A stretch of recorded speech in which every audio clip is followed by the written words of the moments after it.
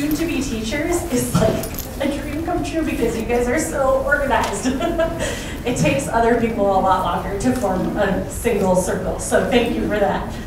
I'd like to begin by just sharing some of the insights that you discussed in your small groups, and I think, why don't we start with the community resource folks? Things that stood out to you. And people who have the microphones on either end will just pass them. So community resource folks, raise your hand, we'll pass you a mic, and please chime in. Well, I'll start. We had a lot of resources that people didn't take advantage of. I mean, there were EBT cards and housing vouchers and stuff, and I think we were talking about how people just weren't aware those resources were there, and when they did come to us, then it was too late. So for those of you that did take advantage of us, if you came in week 3, we'd be like, well, that'll be ready in 2 weeks, which is after the end of the simulation.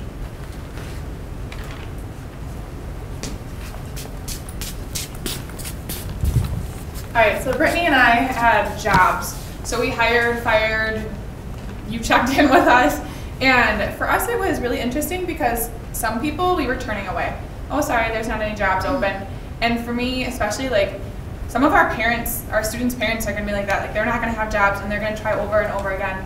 And Dr. Buchanan brought up the point too before is some of these parents in reality, you know, shower, shave, get dressed, go, and get turned away right away. And so that was just really, like, I don't know, really got to us, and like we understand and have a better perspective about that.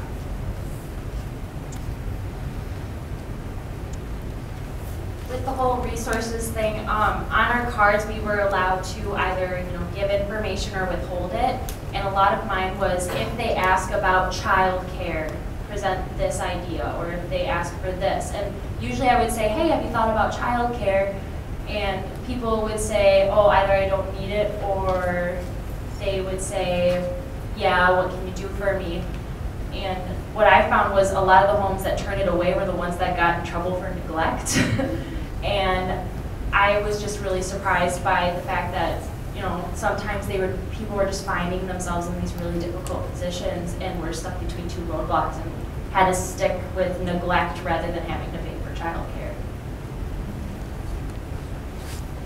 I was in charge of the mortgages, and I was overcharging people and taking money secretly from you. And I also was in charge of taking or writing out receipts, so I would write them in front of most of you, and only one group asked for it. So you all paid in cash, and if I would have come up, I could have evicted you because there was no proof of you ever paying for your mortgage.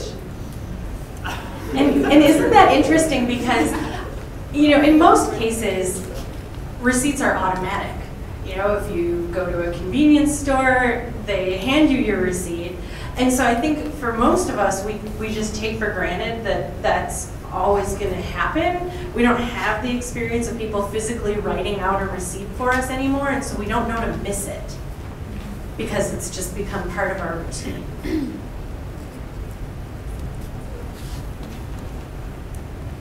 With the whole receipt thing, we also only had one person ask for a receipt, and at times we were seeing 1 out of 5 family members come to us. We didn't know like what family we belonged to, but a lot of people owed us money for their loans. So like a mom would come and pay $100, and the dad would come and pay $100, but we didn't even know what were you paying for. So a lot of times like your $100 went to a different families, and you didn't ask for a receipt, so we're trying to hurry up and get through the line, and the money people just kept paying without getting receipts. So again, like you were getting ripped off we weren't really trying to rip you off, but it just happens, like we're trying to go so fast through the line, and everyone's pushing and trying to get it, and we only have one little cash register thing, we're trying to share it, but it was like stressful for us too, like we want to do the best for you guys, but it's hard too, I don't know. With that, a lot of you guys came to us with multiple checks, and it was very interesting. If you gave your checks to myself, like Danielle said, there were a lot of people, so often we would just say, all right, it's $420, and it was clearly, $210 and $200, and it was very interesting, like, how that was fine, and none of you really double-checked to make sure we're giving you the right amount, and so while we didn't really need to, we were kind of hurrying ourselves, and so we found a lot of times we weren't giving you the correct money, but no one questioned it. One family questioned it. We were trying to close, and they were like, no, we want a receipt, and we want this, and then we're like, okay, like, I guess we're gonna have to make it work for you guys. My job was to steal from you and get your youth in trouble. So right away I was able to steal from a few families, but you guys caught on pretty quick, and a lot of you held on to your valuables in your pockets or things. But it was really interesting because there were some families that I went to that were absolutely not going to have anything to do with me. And then there was others that came back to me and specifically looked for me. So that was very interesting. One thing I thought was interesting, I was in charge of doing referrals to different services and giving emergency support, which I didn't have a huge amount, but a lot of the people that did come to me were pretty young, between like 13 and 20s for the most part. There are a few older, but mostly pretty young, and so I think it's something to take into consideration that our students might be the ones that are out there searching for the things that their family needs, because their family might be too busy to have the time to try to look for what can help them. Thanks. Any other comments from our community resource folks, or are we? Yeah. I was the doctor, and nobody came to me for medical care. And I think that probably is very typical, because people don't have money to pay for medical care. And it made me think of how you hear that often families that don't have a lot of money wait until they're in really, really bad shape and then end up going to emergency care, which is really expensive. And that just kind of played out tonight. Nobody had extra money, so nobody came for medical care. I was the school teacher. On the first day, we asked the students to take a note home to their parents saying that they had to pay for something, and only half of them brought the money back the second day. We also had somebody steal my case of pencils, and I saw that they were selling them. And then on the fourth day, we had a sub. It was our sub, and there was a gun pulled. So it was very interesting in school. Thanks. Let's hear a little. Oh, Danny's got something to share, or she's just passing the mic. My name is Danny, and I was the person that made all the letters all around. I think it was. I also helped at some jobs to do is make things go faster.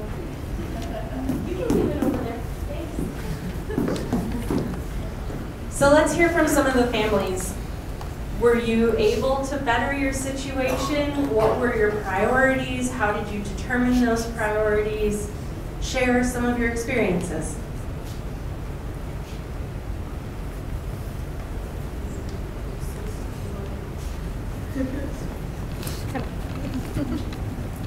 Alrighty, well, we were the Handel family, and we started out homeless with a baby. And we actually got to the point where we owned our own house. We had all our debts paid off. Our kid was in childcare. We actually had some extra money, so $780 left over. So we really went from having nothing to, supporting ourselves. It was a lot of hard work. And like I give her my check and say, why don't you go cash it? And later on I thought, oh my gosh, what if that was that guy or that girl that you're living with or have a kid with or whatever, and they go spend it on something else. And I didn't even think about it at the time. I think what was key is that we were able to communicate, and that was like really rare. I guess lucky to have that, because a lot of families, there's that disconnect between both of the parents. They're more, you think about yourself first, not the family. But we were lucky where we both had that in mind. And also with your family, you were the only family that started out homeless that bought a house in the first 2 weeks. So you didn't pay as much as all the other people did when they were homeless and wanted to buy a house. And you were one of the first families I saw for social services, and were able to get like $500 that way, where everyone else was like 20. I was gonna say, I have to owe it to her. She did great, because I had a full-time job and I went to work, and I didn't have those resources, and she really knew what she was doing. I just took my transportation went place to place asking what I could get. And you guys didn't have anything to do with me. You refused anything that I offered you. Let's hear from some other families. Yeah. Well, in our family, we had an employed mother, and she was making $9 an hour, so it wasn't very much to get by on. And then the father was unemployed but looking for a job. So, and then we had a daughter in high school who was pregnant, and we had 2 kids in elementary school. So as the employed one, I would go to work, and we kind of decided to split up how we paid for things based on what kind of job, or if she got a job, and we didn't pay our utilities and our housing right away, which kind of came back to bite us because we got evicted, and we never knew where our kids were. Like when the father got a job at the jails, and the kids showed up at jail, so that wasn't very good. And then the daughter who was pregnant, we ended up not even seeing her at all because she ended up going her own way and doing things through the homeless shelter and with the baby's father. So it was really like, I was at work like, I don't even know where my kids are. I don't even know what to pay for yet, but hopefully we can pay for something. And then also with that, like she said, I was trying to get a job, and the first week I was denied, so then they sent me over to be like a deputy. So I got that, but I only made like $50, $100 the first week. And then after that, then the second week it was like, oh, we're not hiring, you can come back. And then the third week, okay, you can come back next week, we'll give you a job. So I only got a part-time job by the 4th week. And like one of the weeks, I only made like $25 or $30 being a deputy, and then we were trying to pay for like $600 for our housing. So it wasn't really adding up, and then it was kind of frustrating because I always felt like I wasn't like doing as much as I could to try and earn funds, but then like my kids would always end up in jail, and like the thought was like, oh well, if I get them out, then I have to pay again. So if they sit there, then I don't have to pay. So then there was that like bartering, like how do you deal with that situation? And the point about evictions, I've never seen as many evictions in a simulation as in this one, especially the fact that people were getting evicted multiple times. You guys are tough. But think about that. I mean, we were really lucky that our police officer was very responsive to that, and so many of you got evicted and got immediate attention from the police, and so you were able to get back into your homes almost immediately. For someone who's evicted in the real world, chances are they're going to be out of a home for at least a night. It's not going to be something that's resolved instantly, and so they have to find another place to go. They've potentially lost access to a lot of their belongings, and even if they are capable of getting that situation corrected, it's going to take more time. So that, I think, was not, in many ways, the evictions were not representative of what real life would be like. Other comments from our families?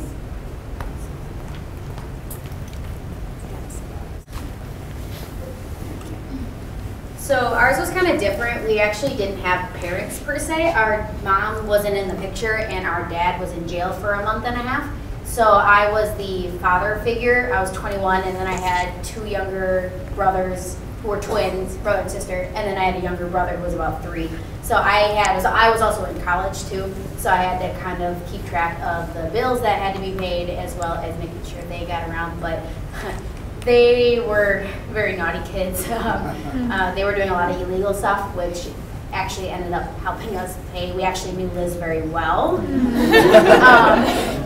And it's just crazy to think that a 21-year-old has to take that much responsibility for their brothers and sisters, because I was so stressed, and by the end we actually did get everything paid for, but probably not in the way that it should be paid for. So in like the first week, my kids came home with a gun that they pawned, and I didn't say anything. Like, we were just like, oh, okay. Like, we didn't even question it. And then in the third week, they went and sold drugs.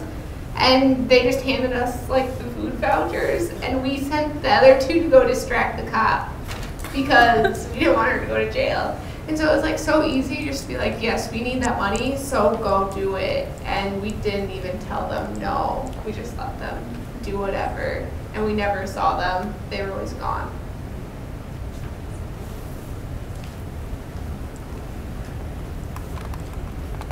For our family, it was just about the same. I played a mother, and my boyfriend had just left the picture, and he was the one with the job. So as I'm scrambling through the month to try and get a job to pay for all of these things that suddenly stack up, and we're getting evicted, and it turns out I'm not feeding my children correctly, it became really easy to just watch as my younger son just came home with a gun, and he had a little packet of drugs at one point. But he ended up paying for things that I didn't even realize we needed to pay for. I was so busy trying to get other things. It was so easy to just say, okay, we brought a gun home today. That's just how it is. Want to hear from you, because you said something about being 10 years old and how that influenced what you did in your family. Okay. Yes, I was 10 years old. It was just really difficult being a child because I felt like I couldn't do anything, and I knew that I didn't want to do what Liz was handing out to us because my family had said no originally. So I was trying to be a good 10-year-old and do that. But actually, I wanted to share something that Jenny had said earlier. When we were sitting over at school and our house got evicted, like we're in a room, so we could see our chairs being turned over and that we were being evicted. And like, when you're in school, like it was like watching that is the same as sitting in an actual classroom, like hearing, like thinking about that all day, that I might go home and my house isn't there. So I thought that was really a good point to bring up that she shared because I hadn't thought of it that way. I don't really know what you wanted me to say about being a 10-year-old, but that was great. Okay. I'll talk to you for Hi, Dad. So I was a father figure. I was unemployed 4 months previous to this month, and my wife had to go to work every day, and she was making like $9 an hour. But we started out with 6 transportation passes, and we didn't have any money until she got paid. So she took 5 of those, and I had 1 left over, and I was like, okay, well, I'm gonna go get our savings, because we had like $100 in savings. So I went and got that, and I was like, wait a minute, now we can't go anywhere. We don't have any transportation. So we had to come over that obstacle, which we did, but we just didn't plan out very well. And so we got evicted twice, and the great deputy came to save us. But my 8-year-old, at one point, my son, he questioned our bad choices with Liz. And that was an eye-opener, because I was like, yeah, we're supposed to be role models, we're supposed to be setting these good examples, but we needed that money, and we didn't have food for 3 weeks, and like everything just piled up, and I was so stressed not having a job and trying to get everything paid for when my wife was working. It was crazy. It felt very real, and I was like shocked at that.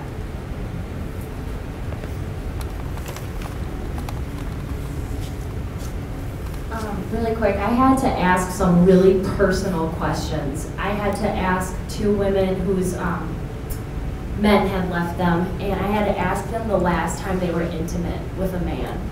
And I just immediately was like, how dehumanizing that would be, to be asking for money, to be asking for a service, and then have someone ask me the last time I was intimate in order to get that service, and then have it turned down. I was just like, I was shocked and just moved, and I imagined like if I had to do that too, I couldn't do that as a job, and having someone ask me that, I couldn't even imagine. And both of the women's faces were just like shocked and awed, and it was really sad. And then I saw someone say, hey mom, I got $50 for going out with someone today. And the mom said, oh cool, and grabbed the $50. And immediately I was like, that could be happening at home with our kids. And like, we're joking about it and it's funny, but at the same time, that's happening. And that just really, I was just moved to tears. So having the experience now of walking through some of the family's struggles and thinking about how that would affect children, what do you think you would actually see in the classroom when a family is struggling because they don't have enough money or because the parents aren't reinforcing the messages that you're teaching in the classroom? What's the evidence of that going to be?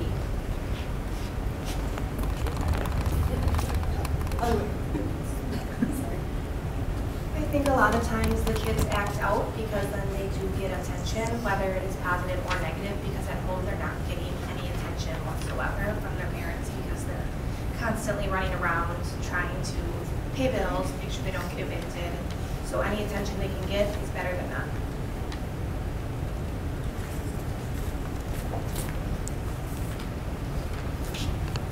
So as like the supermarket people, there were a lot of families who did not buy food until week like 3 or 4. So obviously those students are going to be hungry and trying to teach a kid who hasn't had breakfast and probably supper the night before.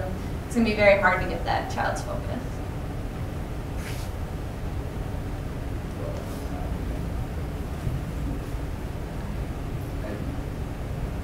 Has 2 good examples, so I nominate her to answer this question.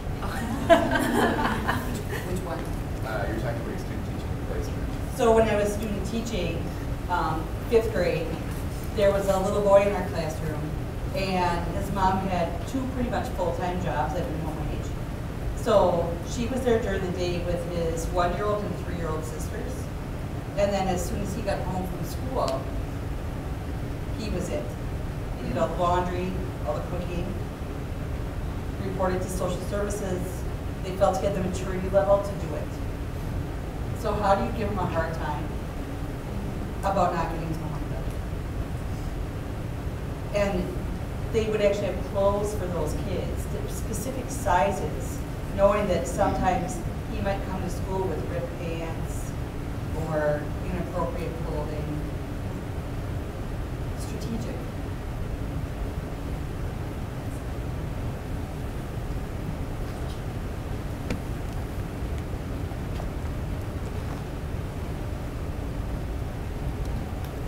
I think another big thing we have to consider is a lot of these kids, as we saw, we're like in the homeless shelter, or if they're not there, sometimes they're with other relatives or just couch surfing. So there's a lot of times where they're moving around a lot of very high mobility, and that could be really, really distracting and hard if they only have so many belongings because they're stuck going back and forth, and it's just something we need to be aware of too. And going off both of those, I actually was in a placement where I had students who would come up to me and tell me that they didn't know where they were living that night. And so to see people get evicted really brought that back to me, because that's something very hard. And I have other kids that are going home to more wealthier families, and students that come without a winter jacket, and so the school tries to provide a winter jacket. But it's -20 out. I have kids that show up in a t-shirt and shorts. And so you have to, find those things, or they act out in class, or they argue with you, or maybe some of their parents have attitude, and so they come to you and give you that attitude. Well, mom said I didn't have to come to school today. And so trying to deal with that, those are different things that we're going to see every day, but understanding and really getting to know them, I think, is definitely beneficial for us, and going through this definitely reminded me of that and brought it back to home. I actually worked with someone not too long ago who, when she started working with us, was living in a shelter and taking care of her daughter. And when they got stable housing, her daughter started acting out more because they didn't have the stability of the shelter. And that just blew my mind, because I think we all envision that the dream is independence and being on your own and having a place of your own. And for people who maybe don't have the skills to manage that, it can actually be really disruptive to a family. So I think, there's both sides of that coin.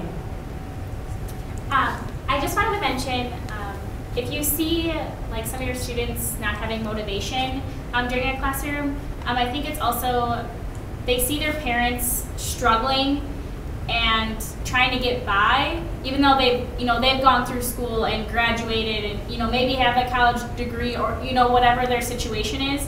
So when a student might see that, they're like, well, why should I even try? If my parents went through school and graduated, but look how they're struggling. And you have to also look at that aspect of the students are seeing their parents struggle through what they're going through right now. So I think also just being very tolerant of knowing that students might be going through that. So. I have something kind of similar to that in my student teaching. I have a kid who, we just started a Wisconsin, they had to pick someone from Wisconsin that's famous and talk about them. And they were supposed to bring it home, the packet of information home to their parents to get it signed so that their parents know what's going on.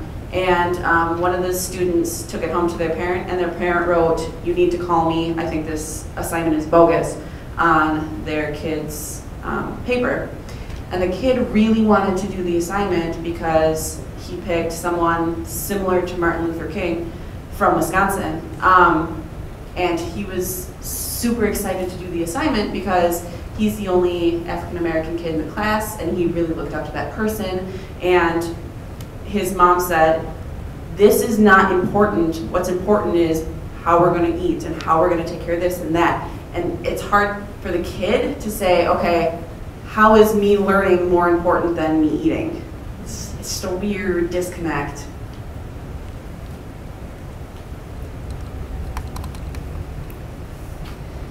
I remember when I would have some students who would, after lunch, they would not finish their snacks. And one of the school rules was that you could not bring food outside of the lunchroom. You had to eat it there. And some of them would. And they would sneak the snacks, the cookies, anything that they could. Sometimes they were perishable foods. And they would hide them inside their desks. And or they would hide them in their backpacks. And then I would start to smell things, or I would, then I would get upset because, they've made a mess, and who knows what else can get into their desk or whatever. And then I would confront them, but then, after some reflection, I realized that they were afraid that they may not have food. They were afraid that if they didn't try to keep their food that they got from school, that the next day they may not have anything to eat when they were hungry. So just for us to keep that in mind too, that could happen.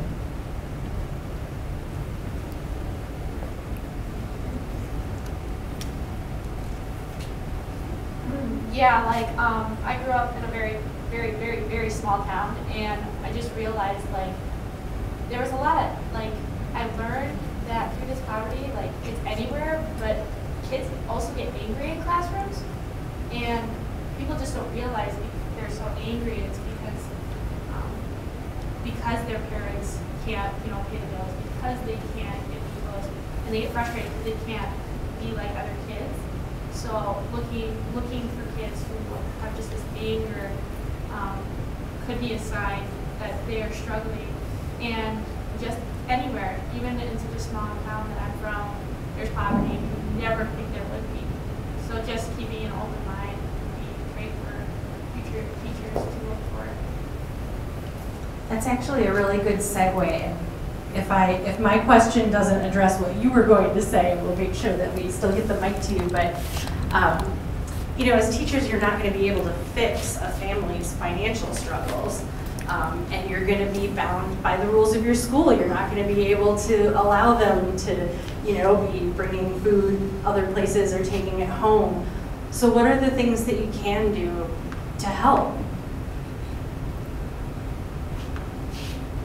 That didn't touch what you were going to say at all. I was just going to say that I think you also have to be, it kind of does, you should be considerate of the parents too. For example, in this situation, my dad couldn't be at school at the same time that I was. So if people can't pay the $2 for the field trip or whatever, you have to be understanding as a teacher. You have to understand the parents too and be forgiving of them, because they can't. They're trying to do all they can to pay the bills and take care of their kids, and it's just really, really hard.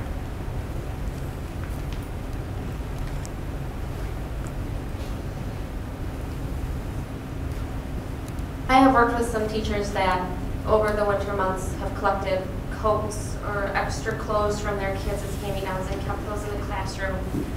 Because they have kids that come in without a coat, that can just make a huge difference for them to get a coat. Or in the beginning of the school year, collecting some folders or some colored pencils, just being able to give those extra resources. And it doesn't have to mean going out and buying new. It can be going to Goodwill or asking family and friends if they have anything extra, but having those resources available for those children that can't have them.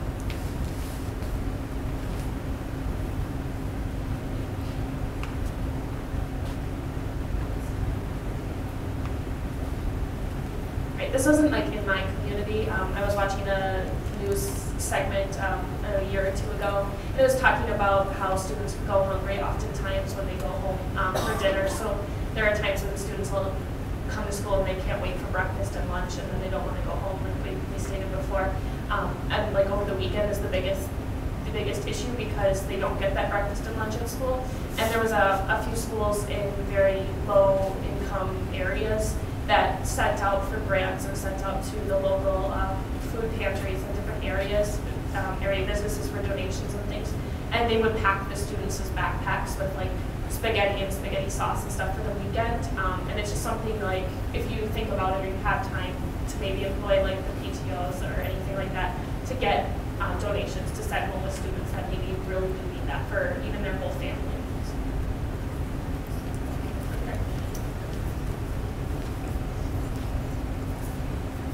Just going off of what Rachel said, I used to work at a Boys and Girls Club, and at the Boys and Girls Club, we actually had bags of food that we tried to send home to families. But some families didn't want to take it because they felt like it was demeaning, I guess, even though we were just trying to help. We never pushed it on them or anything. Sometimes we just like would ask the kid, like, oh, we want you to take this home tonight. But if the parent came in and we tried to offer to the kid, they're like, oh, no, we're good, we don't need it. And so it's really hard sometimes to even help if people don't want to help because they think it means they're not as good as others. So that was really hard to see when I was working there. Like we really wanted to help, but we felt like we couldn't even when we tried.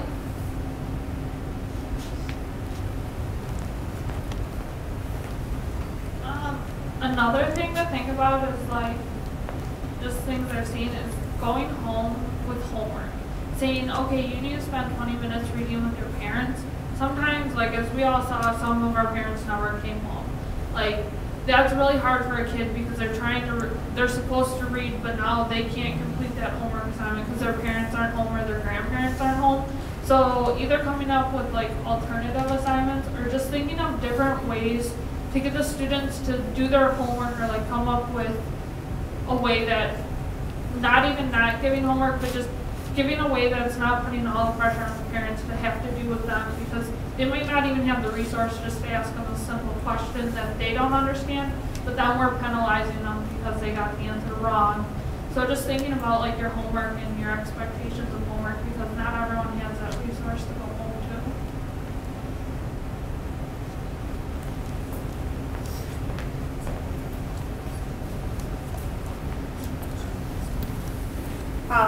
When I was working full-time, I would often get home and the kids were already home from school, and there's probably a gap between when they got home and when I got home.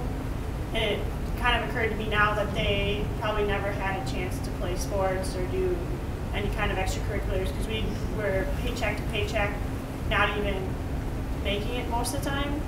And if there's any way to make an after school, I mean, it doesn't have to be sports, it could be any kind of activity because they had no way to feel good about themselves. They were just going home, sitting at home, getting into illegal activities, and they don't have a parent to give them a pat on the back for doing something good. So if there's any way to provide those opportunities.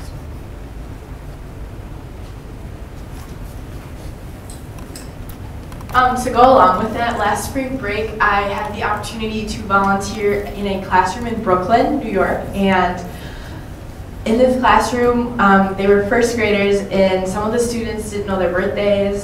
Some of them, you could tell they hadn't eaten all day, and they just needed someone, and I worked with one student who couldn't write, and for me to take the 20 minutes to go and write with him, he just lit up. He had never been given an opportunity like that, so just taking those little things, smiling, asking them how their day was. They had never seen some of those things before, so being there for those students was one of the most life-changing experiences I've ever had. Go ahead. Okay. I was gonna say, like, off of the idea of like, you don't want to be insulting by offering things to your parents might feel insulted. I had worked with a recent teacher that told me that their school policy is that as a part of their welcome packet, you get resources for like HAP services and maybe like a reduced healthcare, whatever. And like if you don't qualify, you don't qualify. If you qualify, you have those. So they don't need to ask for it. And if anyone's like, why do I have this? They're just like, this is part of our policy. This is our welcome packet. Here you go. Use it if you need it. And that's kind of a way maybe, I mean, it doesn't necessarily work with the food, but that might be a good way to get some of your students' resources. Just make it a standard thing to just give out. And if any questions, it'd be like, oh, that's our policy. We just give this resource to everyone for those who need it. I would ask, as people that want to be teachers, use your voice. I don't know if you heard about the cities down in Florida that are banning feeding the homeless. So there's a guy that keeps on getting arrested down there for feeding the homeless. Well, if you can't feed them, they'll go away. Somebody voted for those people that made that law. Use your voice in the paper. Use your voice in the voting room. Use your voice when you're talking to other people. They'll listen, if there are enough of us. That's a really good concluding point, and something that is sort of my standard hope as I do these poverty simulations is to really ask you to take something away. And so hopefully, at a minimum, it's a shift in your perspective, but the only way that we can make a change is by taking some action. And it can be as simple as having a conversation with someone who might not understand this the same way that you do. Obviously, you can take steps beyond that, letter writing, political campaigning, and advocacy. I mean, there's tons of opportunities. And so really think about what you can take on, what will push you out of your comfort zone a little bit, and what can make significant change in our communities and in our schools. I have a reflection that I want to close with. Before I let you out of the room, I also have an evaluation that I hope you'll fill out. And if you do have name tags or other materials still on, just make sure to leave those on a table somewhere. I'll be grabbing everything as I go.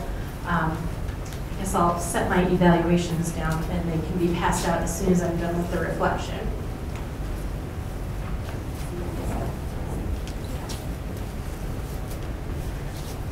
So this is an excerpt from someone's experience of being poor. I'm sure if you Google this, you can find the longer version. Much of it would not be appropriate for sharing here. It's colorful. But what we've got here, I think, really hits some of the points that you've experienced in the simulation and certainly what you've seen in your experience in the classrooms here on campus and in classrooms in the community. Being poor is knowing exactly how much everything costs. Being poor is knowing your kid goes to friends' houses, but never has friends over to yours. Being poor is hoping your kids don't have a growth spurt. Being poor is thinking $8 an hour is a really good deal. Being poor is needing that 35-cent raise. Being poor is $6 short on the utility bill and no way to close the gap. Being poor is crying when you drop the mac and cheese on the floor. Being poor is knowing you work as hard as anyone, anywhere. Being poor is people surprised to discover you're not actually lazy. Being poor is getting tired of people wanting you to be grateful. Being poor is seeing how few options you have. Being poor is knowing how hard it is to stop being poor. Thank you all for giving up your Tuesday evening to be here and take part in this experience. My handy assistants are going to send evaluations around. They're two-sided. If you no longer have pens or pencils handy, I'll try and move around with some of those. But again, thank you.